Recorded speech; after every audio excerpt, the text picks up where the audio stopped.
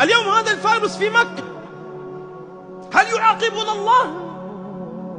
اليوم العمرة منعت والحج ربما يمنع العام المقبل، هل هذا عقاب من الله علينا أم أنه ابتلاء؟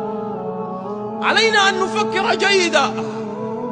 في زمان في بلادنا العربية الأسعار عالية والنساء عارية والمساجد خالية وأحكام الله لاغية. في بلادنا الصارخ مدلل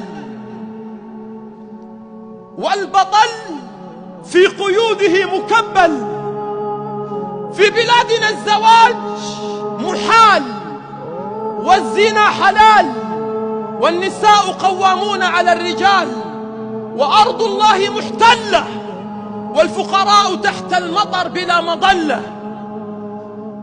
نعم، نحن في زمان في بلادنا العربية كل خير كل عمل نضعه في كيس مثقوب، نتوضأ نحسن الوضوء ثم نسرف في الماء، نتصدق على الفقراء ثم نصورهم وندلهم في المواقع، نقوم الليل ونقطع الأرحام، نصوم ونصبر على الجوع ونسب ونلعن ونشتم.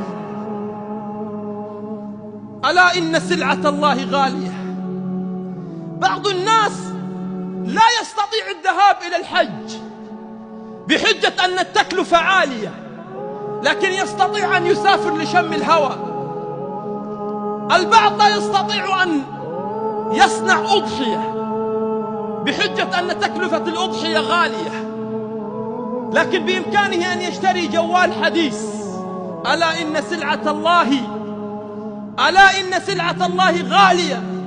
الواحد منا لا يستطيع أن يقرأ 10 آيات من القرآن في اليوم، لكن يستطيع أن يقرأ 100 محادثة في اليوم. ألا إن سلعة الله غالية. ألا إن سلعة الله الجنة.